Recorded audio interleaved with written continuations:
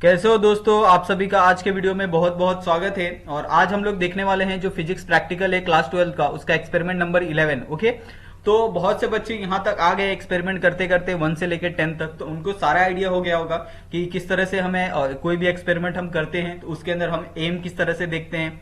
Okay, apparatus हम लोग किस तरह से अरेंज करते हैं, यानी अगर हम लोग एक्सपेरिमेंट कोई भी कर रहे हैं तो उस एक्सपेरिमेंट में जो जो चीजें लगेगी वो आपको पता है क्या क्या लगने वाली है।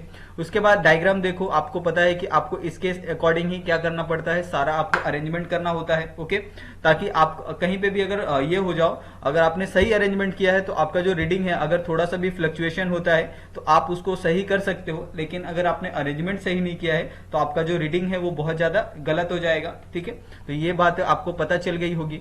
उसके बाद आपको फॉर्मूला आपको पता है कि किस तरह से आपको कैलकुलेशन करना है। ओके, प्रोसीजर आपको पूरा पढ़ के करना होता है, ये आप सभी को पता चल गया होगा कि अगर आप प्रोसीजर अच्छे से पढ़ लेते हो, ठीक है, अगर प्रोसीजर आप अच्छे से फॉलो करते हो तो आपको कहीं कोई गलती नहीं कर सकते आप। ठीक है, तो ये बात को तो आप मानते हो, जितने भी स्टूडेंट होते हैं ब्रिलियंट स्टूडेंट, उनकी सबसे बड़ी यही एक खूबी होती है कि वो चीजों को पहले ऑब्जर्व करते हैं, चीजों को पहले देखते हैं, पढ़ते हैं, समझते हैं, उसके बाद उसको इम्प्लीमेंट करते हैं। पहले ये नहीं कि आप पहले काम शुरू कर दो, हमको ये पता है या नहीं है कि आगे क्या होने वाला है और उस काम को कैसे करना है ये हमें पता नहीं, लेकिन बस हमने काम स्टार्ट कर दिया है। ठीक है, और ये सब भगवान के भरोसे करते रहेंगे, तो ऐसा बिल्कुल नहीं होता है। अगर आपको सही से अगर कुछ करना है तो आप उसके बारे में पहले पढ़िए, ठीक है, आप उसको समझिए, उसके बाद क्या करिए, कुछ काम करिए। ठीक है, तो यहाँ पे आपको प्रोसीजर दिया है, ऑब्जर्वेशन दिया है। आप ऑब्जर्वेशन में यहाँ पे देखो कि आपको जो K2 की वैल्यू है इन इस ओपन L1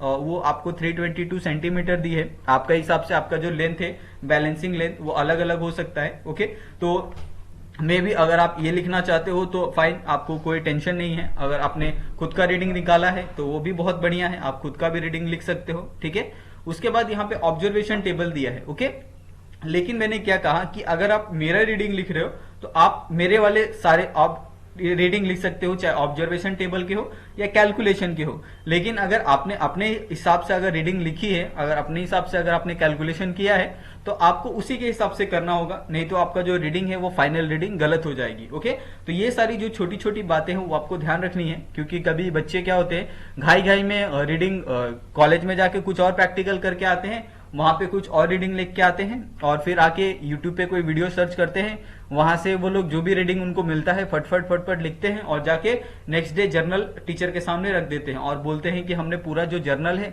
वो कंप्लीट कर लिया है।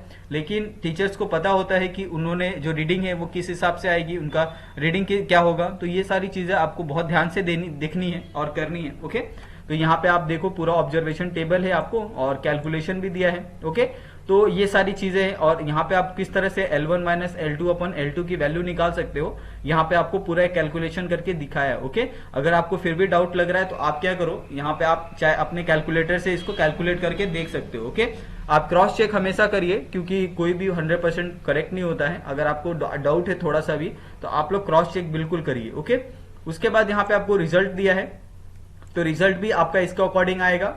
उसके बाद यहाँ पे प्रिकॉशन, तो ये चीजें तो बताने की जरूरत नहीं है आपको।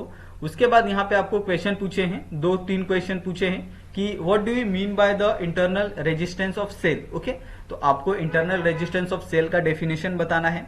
What are the factor on which the internal resistance of the cell dependent. Okay, तो यहाँ पे आपको कौन से जो फैक्टर होते हैं जिसके ऊपर internal resistance of cell depend होता है ये आपको बताना है। What does internal resistance of cell depend on the current drawn from the cells? तो क्या आपको पता ये है कि क्या जो इंटरनल रेजिस्टेंस होते हैं वो क्या करंट ड्रॉन फ्लोन के ऊपर ये डिपेंड होते हैं, ये आपको यहाँ पे एक्सप्लेन करना है। ओके, तो ये सारी चीजें बहुत ही इजी है, आपका एक्सपेरिमेंट बहुत ही आसान होता है। अगर आपने थोड़ा सा भी अगर आप ये करते हो ना, समझ जाते हो एक्सपेरिमेंट को, तो एक्सपेरिमेंट बहुत ही इजी होता है। ओके, बस आपको थोड़ा सा केमिस्ट्री के अंदर थोड़ा सा आपको ये होना एंटेटिव होना चाहिए। ठीक है, यानी आपको पूरा दिमाग आपका खुला होना चाहिए, आंखें खुली हो या ना हो, लेकिन दिमाग आपका खुला होना चाहिए कि आपको पता होता है कि उसके अंदर आपने कोई गलती की तो वो गलती आपके ऊपर भी भारी पड़ सकती है। ओके, तो आज के लिए ये जो प्रैक्टिकल है हमारा एक्सपेरिमेंट नंबर 11 यहाँ पे हमने खत्म कर लिया है। अगर फिर भी अगर आपको इसके अंदर कोई डाउट होगा या दिक्कत, समस्या, किसी भी तरह की कोई प्रॉब्लम, तो आप लोग हमें कमेंट कर सकते हो या फिर हमारा जो टेलीग्राम चैनल है वहां पे आप ज्वाइन कर लो और वहां पे आप बिंदास आप कोई भी क्वेश्चन पूछ सकते हो। ओके, तो थैंक यू सो मच बच्चे लोग, आपको वीडियो देखने के लिए। मिलते हैं हम लोग नेक्स्ट वीडियो में।